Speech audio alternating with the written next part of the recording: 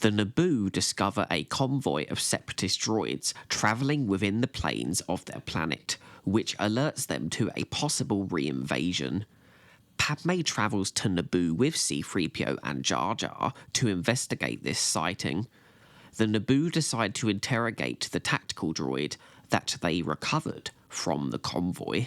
3PO tries to manipulate the tactical droid into revealing the reasoning for his presence on Naboo, but the tactical droid realises where it is before it reveals the location of a secret lab that is the source of a virus that has partially been exposed to the environment.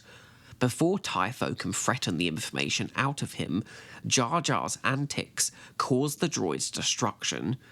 However, all isn't lost, as the creature Jar Jar was after gives them a vital clue on the location they need to go. A female Gungan, Peppy, has guided a herd to one of Naboo's water streams.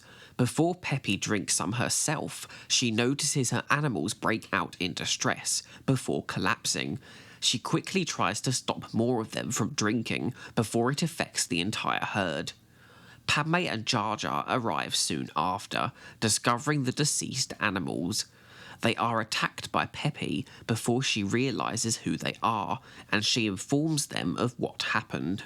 As Padme and Jar Jar investigate the Naboo swamp, Jar Jar trips and falls, discovering a hatch hidden in the ground. Padme reports their findings back to Typho as they are surrounded by droids, who take them to the culprit behind the virus, Dr. Nuvo Vindi, who reveals that he has the support of the Separatists in reviving the Blue Shadow virus, which he regards as a life form. Vindi states that the virus's natural form only affects water, but soon he will evolve it to become airborne, which he places into bombs, intending to release back out into the galaxy. Anakin and Obi-Wan, alongside Ahsoka, arrive on Naboo after Padme had requested their involvement to the Jedi Council. Ahsoka goes with Peppy to locate Padme and Jar Jar's last known whereabouts. Meanwhile, Typho shows Anakin and Obi-Wan data they've recovered from a battle droid, revealing Vindi's involvement, as well as the size and location of the lab, with them deciding to risk attacking it to prevent a galaxy-wide outbreak. Pepe and Ahsoka investigate the swamp as a surveillance camera comes up from under the surface, right underneath Pepe.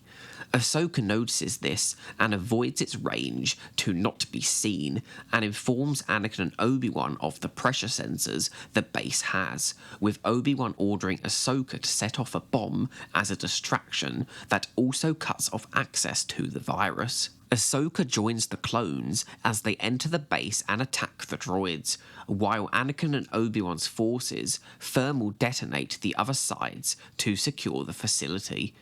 The rabbit droid carrying the final bomb notices the battle and flees in the opposite direction.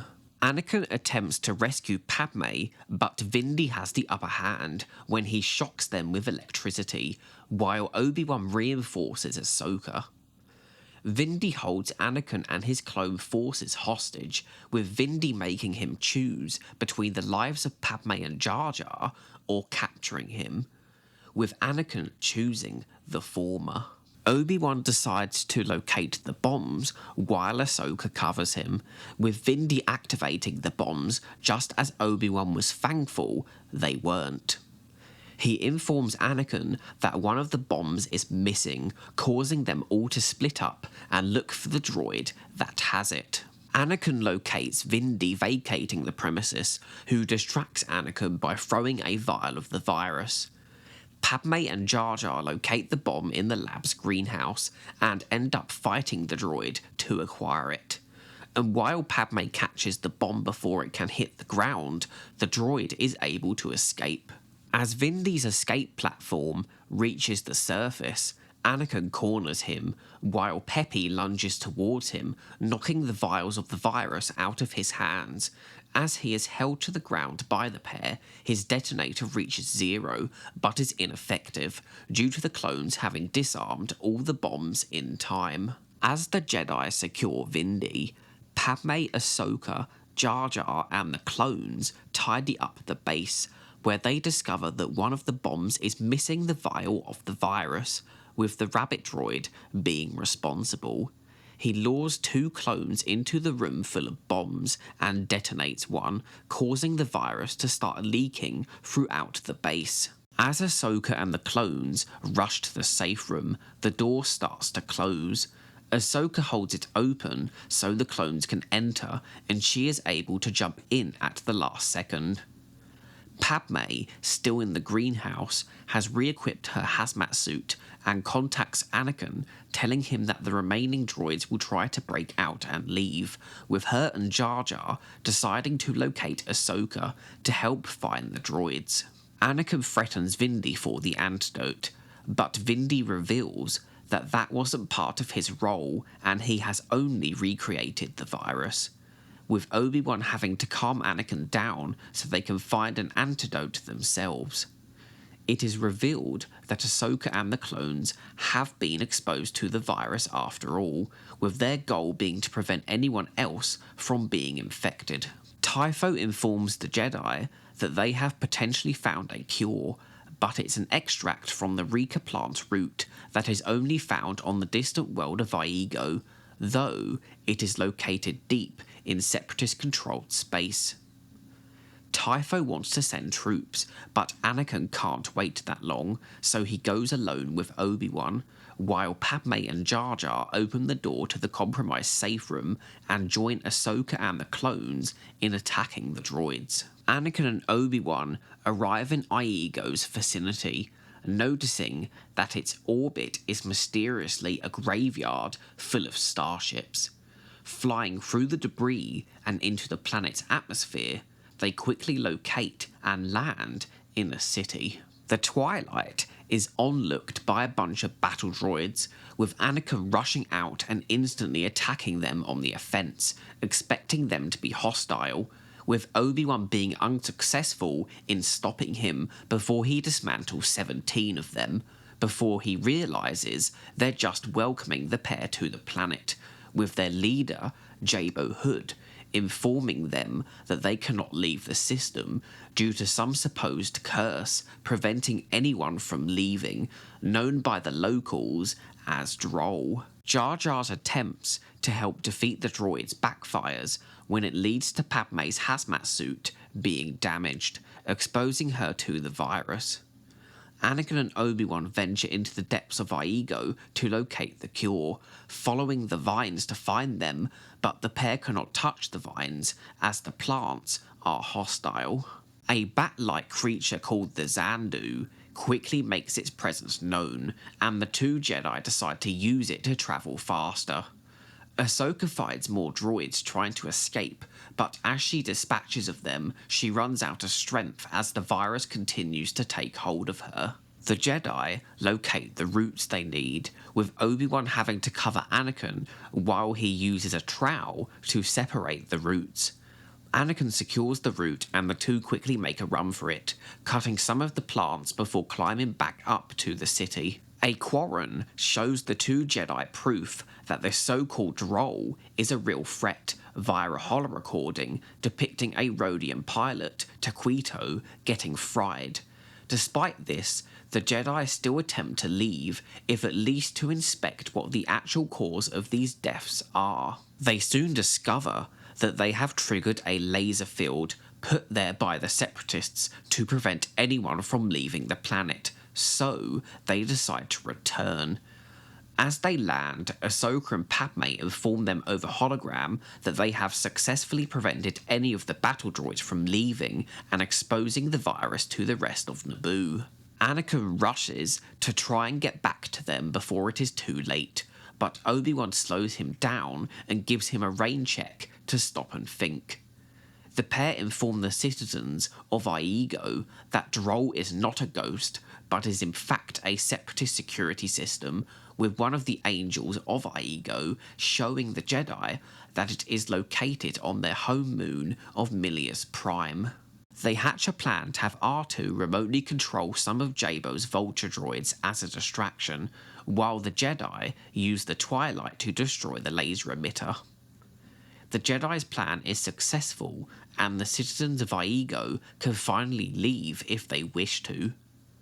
The Jedi quickly return to Naboo with a cure secured, now being able to let the infected out of the base and get the antidote administered to them.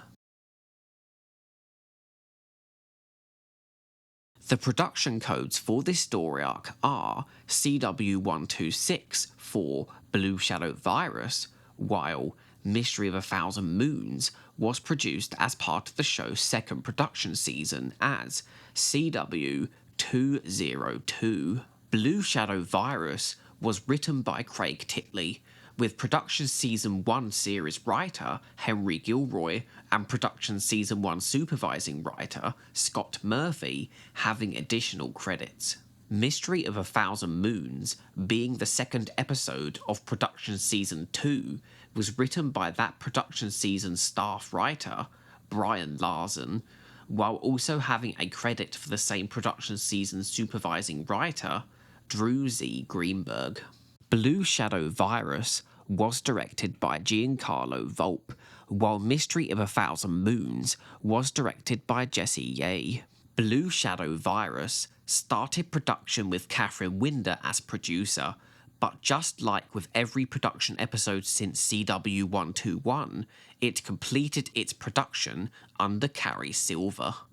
Mystery of a Thousand Moons has Cary Silver credited as its producer, while due to this episode and the rest of production season 2 having started its pre-production before Catherine Winder left her role, she has been given an executive producer credit. The 2 episodes were brought forward with the final airing order of Season 1, with Blue Shadow Virus becoming Season 1 Episode 17 and released on February 13, 2009, while its sequel episode, Mystery of a Thousand Moons, became Season 1 Episode 18 and aired on the same day, alongside its predecessor, as an hour-long Clone Wars special release.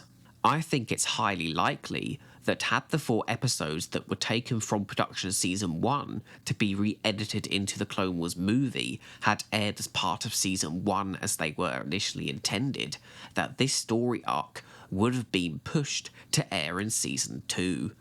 This is due to how late in production season 1 that the Blue Shadow Virus episode specifically was produced, with it most likely being originally intended as a holdover episode to air as part of season 2, as well as the second episode being produced as part of production season 2.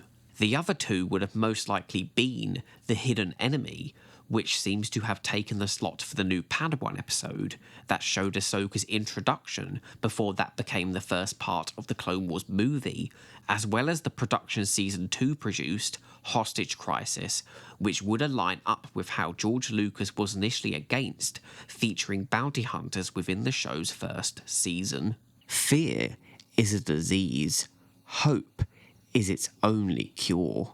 The newsreel for this episode reuses footage from CW114 Rookies, while it then switches to newly created footage of the Naboo plains, showing how this episode will focus on featuring Padme, Jar Jar and Palpatine's homeworld from The Phantom Menace. The Naboo guards, being a late addition to the episode, were taxing on the budget for the episode's asset allocation, with them only creating a single guard that they had to hide with camera angles that didn't reveal too much of their shared detail. The initial script for the episode had the plague evidence be shown at the very start, depicting the virus move downstream and infect an entire Gungan village. A remnant of this removed plot element exists within the final episode, when Padme states that they have a tense relationship with the Gungans. Perhaps the Gungan city of Jangwar that we see in the future episode, Children of the Force, was meant to feature in this episode first, but got cut and replaced with the Peppy Bo Shack sequence. This would have been less costly, considering they already had several other assets to build, including the Naboo hangar, plains, and swamp, as well as Vindi's underground laboratory, and also a bunch of new character assets, like Vindi himself and the hazmat suits.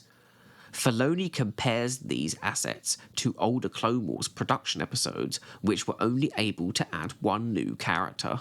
Dave Filoni didn't initially think that the biological warfare topic would be something that would be included within the world of Star Wars. The initial idea to have the Gungans be affected by the virus relates back to Expanded Universe comics, where they did the same thing, with the Republic Commando novel also having the Separatists develop a biological weapon, with Filoni seeing these as evidence that this has already happened within the franchise, and now the Clone Wars is doing its own version of the topic. The first shot of Padme within this episode has her more action-orientated outfit introduced in CW111, Destroy Malevolent, which quickly gets swapped out for a new character asset once she exits her starfighter. Her starfighter is the same model that was destroyed in both CW105 Bombad Jedi and CW111 Destroy Malevolence, which further suggests she has multiple of these ships. Padme's outfit at the beginning of the episode is called Padme's Senate Travel Wear and was designed by Wayne Lowe. The recreation of the feed hangar location asset had the production team realise that the N1 starfighters' tails clip into the walls while being parked. Dave Filoni was interested to know if this was also the case during the production of The Phantom Menace, so he consulted visual effects supervisor John Knoll, who confirmed this was indeed the case with Episode 1 as well. This episode marks the Clone Wars debut of Captain Typho, with them not having created his character asset beforehand due to limitations they had during the development of previous episodes, with him having an eye patch making you wonder what his past is. Typho also has curly hair, which hadn't been depicted within the Clone Wars before, with Darren Marshall creating a clay marquette of Typho to see how this would look, with this also influencing how other assets with curly hair would look as well. A callback to the Phantom Menace is when Padme doesn't want to inform the Senate of the possible invasion because they didn't do much to actually help the situation and needed more proof. Jar Jar is again voiced by Phil Lamar in this episode and its following sequel, but just like with CW120 The Gungan General, he is credited under the pseudonym BJ Hughes. The following episode would be the last time within the show that Lamar would perform the role, as Ahmed Best returned in it in the next produced episode featuring Jar Jar, the already covered CW224 Supply Lines. C-3PO referring to the tactical droid as a medical droid is a leftover of the initial script, intending for this role to be filled by a tripedal medical droid, which was most likely cut due to the episode's asset limitations, leading to them reusing the generic tactical droid asset created for the upcoming Ryloth arc that was produced beforehand. This also explains the out-of-place usage of the tactical droid on the speeder being escorted by regular B-1 battle droids in the newsreel sequence.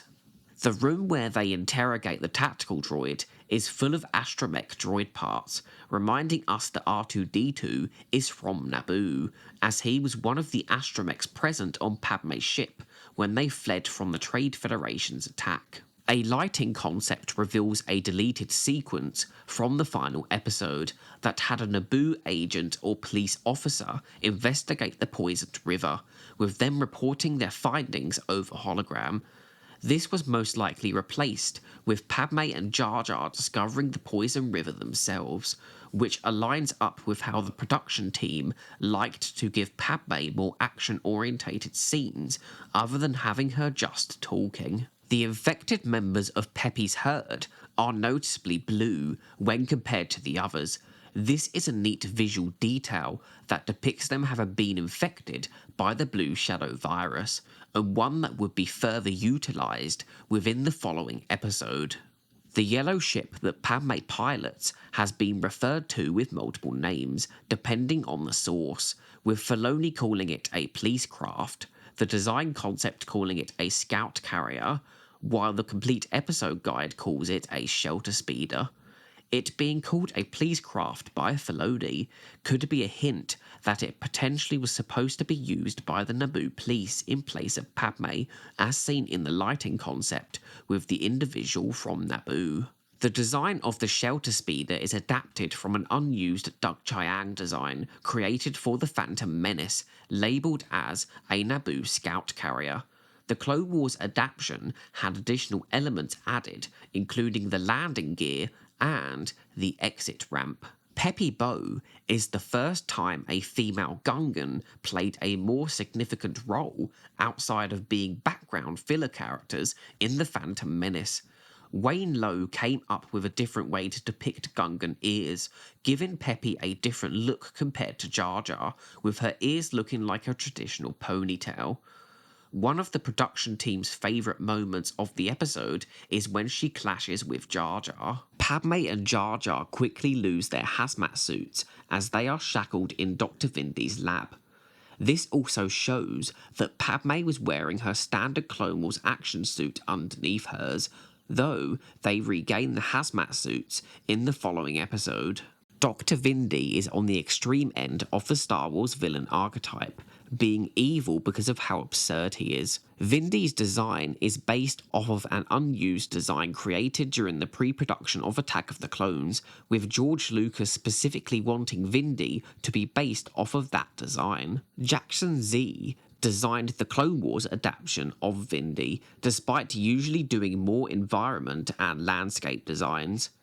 Giancarlo Volpe wanted Vindi to look more out there and weird, so it was decided to give him a second set of eyelids. The original design from Attack of the Clones is regarded as a 50s-style bell jar helmet astronaut by Killian Plunkett, giving Vindi a unique and interesting silhouette. Dr. Vindi's face was originally way more lit, but Filoni thought it would be more dramatic to have Vindi's face in shadow and only have him rim-lit, adding to his overall persona of an evil nerdy guy.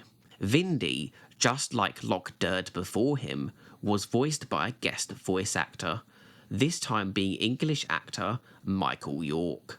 Vindi's laboratory is suggested to have been built over a decade prior, during the Phantom Menace invasion, which suggests that Palpatine and Maul's presence on the planet was larger than we are led to believe.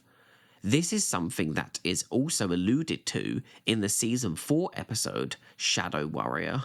The LEP series service droid was voiced by sound designer David Accord, with them being able to add additional dialogue in right at the end of the episode's production due to droids not having mouths. The production team nicknamed the laboratory hallways Disco Hallways, with their design harkening back to Cloud City's hallways that Luke Skywalker searched for Vader in during The Empire Strikes Back. The script of the episode reveals the names of the clone units sent to investigate the laboratory. These are Calm Tree, Snow, Wildfire, and Wolves. A brief moment where Anakin whispers to Padme that he loves her was cut from the final episode, but is present on a development reel on the Season 1 Blu-ray release. This was most likely cut for time, considering how brief it is, with Cartoon Network having strict regulations on how long an episode can be, with them cutting scenes short instead of removing entire sequences altogether. This could also be the actual reason why Ventress mentioning a cookie in CW110 Cloak of Darkness was cut, as that was fully animated, just like the CW102 Downfall of a Droid deleted hangar sequence, as well as Ahsoka cutting a hole in the door in CW122 Jedi Crash, and the brief interior lift sequence present in the development reel for CW201 The Hidden Enemy. The cutting of brief parts of scenes with extra lines of dialogue was a tactic that George Lucas also used during the development of the prequel trilogy, which was at the cost of some interesting lines of dialogue we never got to see included in the final movies. The LEP series service droid, earlier in the episode's development, took the bomb during Act 2 and left to never be seen again, with Padme later finding the bomb in the greenhouse room on its own without the droid present. The droid's additional scene within the room was added late into development during the edit phase, not just to make more sense for the story, but to also add the sequence of Padme being startled. The plants featured within the greenhouse were stated in the initial script to just be regular tea leaf plants, but director Giancarlo Volpe and supervising director Dave Filoni agreed that it was better to include them into the lore of the Blue Shadow virus by incorporating them into the creation process for it, adapting them to be featured with a blue colour. Vindi's blaster is a Weequay blaster pistol that is also used in Voyage of Temptation by another non-Weequay, with it most likely being a reused asset due to limitations. Blue Shadow Virus was originally a single episode story, with Killian Plunkett stating on the featurette for the following episode, Mystery of a Thousand Moons, that it, quote, didn't exist. A single chance is a galaxy of hope. CW202 shares something with CW302, both of them being sequels to episodes produced in production season 1, with CW202 being a sequel to Blue Shadow Virus, and CW302 Arc Troopers being a sequel to CW114 Rookies. A similar pattern is shared between CW201 The Hidden Enemy and CW301 Clone Cadets, with them both being prequels to their respective production season 1 episodes. As mentioned in the previous section, Mystery of a Thousand Moons was an episode that wasn't originally planned, but as CW126 Blue Shadow Virus was being developed, George Lucas quickly wanted to see a sequel to the episode, which has been the case with several episodes of the show, including CW201 The Hidden Enemy.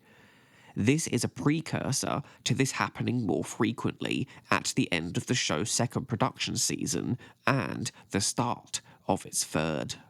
George Lucas wanted a story where they saw what the virus actually did, and that they had to go to Iego to find the vaccine for it. The episode title was daunting on the production team due to the amount of moons it supposedly depicts, though of course this is a clear exaggeration. Anakin calls Vindi the Huttese version of Slimeball, Slimo, with him also using Poodoo later in the episode. The production team decided to have Padme and Ahsoka get infected as the two people Anakin has the most attachments to ramp up the tension of them needing to find a cure, with the personal stakes being really high for him, causing his friction with Obi-Wan to get even worse, with the latter telling him to slow down. The episode is also the first time within the show, both production and release-wise, that Ahsoka and Padme majorly interact with each other after both featuring in CW104 Castle of Salvation and CW111 Destroy Malevolence, where they barely acknowledged each other. The clones' armour is not immune to the virus, as they are able to breathe it in through their ventilation system. The design of the infected individuals has the character's basic model retextured with their skin and veins turning blue, which does a good job at conveying how sick and deadly the virus is. This episode takes a sidestep in terms of depicting the actual Clone Wars, which is something they'd expand on a lot more with future stories. The Naboo guards that initially featured within CW126 are more heavily featured within this episode, being stationed around the Naboo hangar and war room we have previously seen. Jar Jar's hazmat design, seen in this episode and the previous, gives us an interesting variation on his appearance, where his eyes face forward in order to fit into the made-for-human suit. The moons of Iego were designed to all be from different ages, with one of them having previously had an exploding core that has ruptured the moon's outer shell.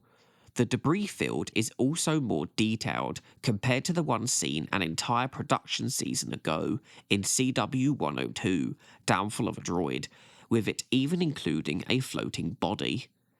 This also mirrors how both episodes delved a bit into scum and villainy, with Ganact and the individuals on Cliffhold, with Filoni likening the latter to the world of Jabba's palace, which is also connected to Ganact, by him also having one of Jabba's security surveillance droids. Aigo's city of Cliffhold was once home to spice production, but has since been a home for maroon space pilots.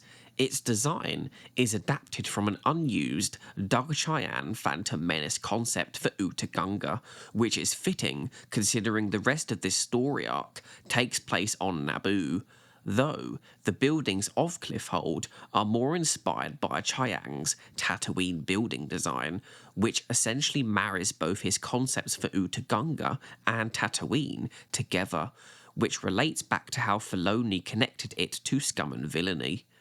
Cliffhold has a bunch of instances of Aurebesh graffiti, which includes Jabbo's name, as well as a clever reference to the latest Indiana Jones movie at the time, Crystal Skull. Jabbo Hood, as a tinkerer, was thought up as a mix between a young Anakin and Han Solo, with him having a lot of gear to represent his character's backstory, with him relating to Anakin, who also has some knowledge about droids. Jabbo's design is also based on concept art of Episode 1 Anakin. Jabbo, being partially inspired by Han Solo, is similar to both how the initial pitch Filoni and Gilroy did for the Clone Wars included a Han-like character called Cad, whose name would get repurposed for Cad Bane, as well as a much later character called Nixo Kami, who was meant to feature in the Ahsoka's Walkabout arc instead of Trace Martez, as an actual replacement for a younger Han Solo, when the production team ran into difficulties trying to implement Solo into the story, though they had gone as far as auditioning voice actors, including Sam Witwer, for the role, with Jabbo himself actually somewhat resembling the young version of Han that was conceptualized to be living on Kashyyyk with the Wookiees. Jabbo, in the Clone Wars visual guide, is described as Lord of the Droids, being an obvious reference to Lord of the Flies, with it also mentioning that the inhabitants of Aigo don't age, suggesting Jabbo could be much older than he appears, with him also seeming to admire Anakin as he embraces him on his return from collecting the Reeksa root, as well as holding the walkie-talkie he has with both hands after finding out Anakin is alright. Perhaps if Jabbo left Aigo, he would physically age up to how old he could actually be. CW202, Mystery of a Thousand Moons, finally introduces some fully modelled assets for the Itherians and Quarren species, after CW101, Castle of Deception, had some quickly cobbled together models using the body assets of Palpatine and Obi-Wan with their heads swapped out. The trope of another character interrupting one before they are able to swear is used in this episode when Anakin says it sounds like a load of, with Obi-Wan cutting him off with the word superstition, being an obvious way for the Clone Wars to get around its age rating, limiting the words it can use. The design of the angel on Aigo went through a number of different variations, some of them less human than the design they finally went with the meeting of one following up on a reference from Anakin within the Phantom Menace, where Anakin mentions the moons of Aigo to Padme, with this individual angel also being voiced by Catherine Tabor, the show's voice actor for Padme. George Lucas had a very distinct visual in mind for the angels, closely observing their designs throughout production. The original intention was to depict the Xandu being eaten by the Reeksa root, but this wasn't depicted in the final episode. The expanded universe established that the overall lore of the planet was more like that of Mortis compared to what the on-screen version of the planet depicted.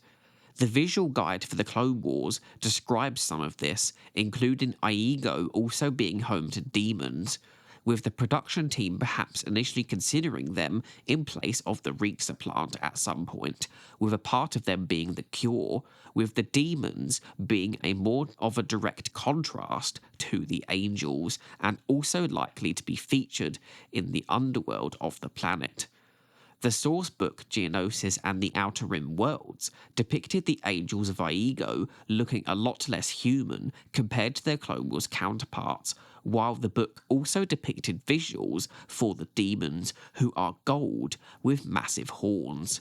Mystery of 1,000 Moons also shows us an example of a separatist weapon that is able to trap the inhabitants of a planet, something which I could very easily see being used by the Empire as well, with the weapon somewhat resembling the Death Star, echoing the Malevolence's ion cannon, though this time the firing ray is yellow instead of green or purple. In this edition of What Happened to That Glup Shitto, we have Dr. Nuvo Vindi himself. Dr. Vindi, alongside the first subject of this series, General Loathsome, are the main reasons why I decided to make this section for these videos, both being intriguing characters who are pretty much non-existent within Star Wars post their appearances within this show. Dr. Vindi being arrested by the Republic no doubt pleased Palpatine, with it probably being his plan in the first place. Having a crazy individual willing to do horrendous things is someone he'd no doubt want within his future empire. Palpatine would have a lot of use for Vindi's skill in creating chemical weapons to wipe out anyone who opposes and could threaten his rule. And I'm surprised that beyond a reference within the Catalyst Grow 1 novel, where he is just considered by Orson Krennic to be a prisoner exchange for Galen Erso, that Dr. Vindi has not appeared in anything else during the Dark Times era, which is ripe for depicting an example of the Empire's ruthlessness when it comes to opposition. Maybe Dr. Vindi could have had something to do with the sterilization of the Geonosians, as that would be quite fitting for his expertise. If Palpatine had Wayland as his dedicated secret projects location that the Imperial Senate and even Tarkin doesn't know about, then maybe the mountain behind Mount Tantis, seen in the Bad Batch, that is shown to also be retrofitted as an Imperial station of some sort, could be where Dr. Vindi is stationed, with them having the appropriate facility there to test these chemical weapons without risk of contamination or exposure. If this is the case, I have no doubt that Tarkin would have eventually stumbled across it, draining Imperial funds, and shut it down before the Galactic Civil War, explaining why they weren't able to resort to chemical weapons to destroy the Rebel Alliance. Or perhaps something gets leaked to the Senate about it, and Palpatine has to put all the blame on Vindi like he did with Rampart. Dr. Vindi wouldn't be the first separatist the Empire would be willing to work with either, as it seems that they made some sort of a deal with the Trandoshan Babwa Venamor to acquire Kashyyyk resources, with him being a former separatist who has experience of the planet after he attacked it, with him losing to Yoda and Clone Force 99 before presumably being arrested, as well as Star Wars Jedi Survivor, showing the Empire using separatist technology with the Trident-class assault ship being used on Jeddah. I thoroughly enjoy this two-part story arc between the very entertaining villain that is Dr. Vindi, the dire situation that characters like Ahsoka and Padme find themselves in, as well as the interesting topic of chemical weapons, which, while it has been depicted within expanded universe stories, it is a new topic for the on-screen world of Star Wars.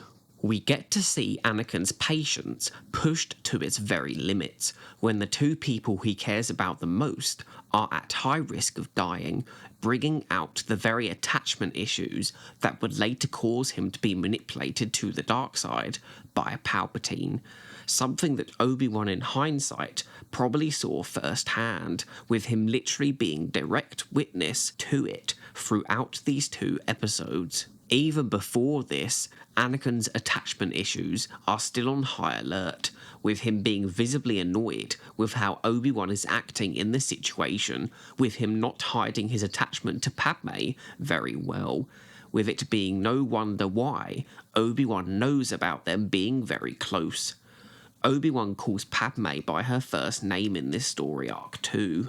Dr. Vindi is one of my favourite villains created for this show, reminding me how the Clone Wars was not afraid to go out there with its villain characters, with him being very memorable, and one that I hope someday will return. I'd also like to see more villains who are as zany as him be created for future projects.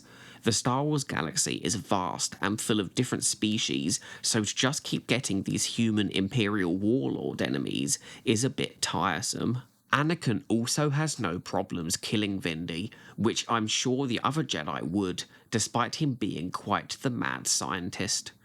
I also love how the clones just jump the droids after being held at gunpoint by them. The orange pattern of the clone bomb disposal squad is interesting, having a unique orange pattern on their helmets, not seen with the regular 212 Legion. Ahsoka stating that she's okay too is a clear nod to the fact that Anakin's attachment to Padme has made him overlook everyone else. I think it was a good thing that they later on decided to go back and add an additional episode to this story arc, because the virus situation in the first gives us some general stakes of the entire galaxy, while Mystery of 1,000 Moons makes it more dire by putting key figures in peril with it, amping up the tension for the viewer, who will wonder how these characters will get out of the situation, which in my opinion has a better effect than the simple statement of the entire galaxy being at risk, as it shows us the stakes firsthand, instead of just stating them. When the rabbit droid pushes the bomb button after the clones tell it not to, it reminds me of when a cat is pushing something and is told to stop, but it looks at you and continues to push it anyway, like it doesn't care what you think. I think Ahsoka's positive outlook on things is an underrated part of her initial characterization, with her bringing out the positives in the situation. We also finally get to tick off another planet mentioned within the live-action films, but not directly depicted within them, with Iego, adding more to the Star Wars lore and showing the surreal angels that became talk of pilots throughout the galaxy. Mystery of 1,000 Moons can be read as a take on Filoni's fascination with descents into the underworld and Dante's Inferno, with Anakin having to venture deep into Iego to save Padme and Ahsoka from certain death, lending a mythological quality to the episode. The Xandu even act as a sort of guide for the Jedi in a similar way to the Charon on his ferry, carrying them down to the bottom. This episode marrying this mythological concept with these alien elements, making it more experimental than the average Clone Wars episode. Padme not being able to tell Anakin that she loves him during what she believes to be their last conversation is reminiscent of the ending of Doctor Who Series 2, where the same thing happens with the Doctor to Rose Tyler. It's even further sad that they cut Anakin saying he loves her in the previous episode, making what could have very well been their last interaction together in person all the more tragic. We also get to see Padme's care for the clones as individuals, despite Rex telling her that they were born to die. She still hopes that their deaths will aid in an end to the war. For peace. If the Jedi never came and rescued them, Jar Jar would have had to have watched all the others die, as he was the only one not contaminated, which is quite a dark thing to think about. Perhaps Jar Jar would have been driven mad down there and become this mythical ghost figure of Naboo's swamp, who makes noises at night. Perhaps this is the origin of Darth Jar Jar in a timeline that was avoided. It's nice to see R2-D2 play a key role in Mystery of a Thousand Moons after he hasn't been used much since his rescue way back in CW106, Duel of the Droids. There was never a direct follow-up to Rex training Jar Jar with a blaster, but it can be assumed this happened off-screen, with Jar Jar becoming more experienced with weapons in his Season 4 and 6 appearances. Perhaps Iego would have returned in one of the unproduced story arcs that was planned for a 20-episode Ape season before the March 2013 cancellation, with the planet being ripe for a revisit and on-screen lore expansion since its first appearance.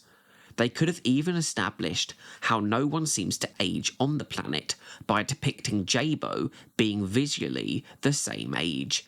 It would fit in well within the unproduced season that is known to have featured the return of several locations from the show, with at least Vancor, Christophsis, Ryloth, and Mon Cala returning.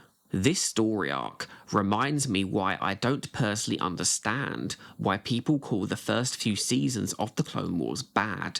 Just because the production team improved over time and honed their craft doesn't mean that the earlier seasons are bad in result, and someone disliking them doesn't automatically mean they are bad either. Most TV shows are like this to an extent.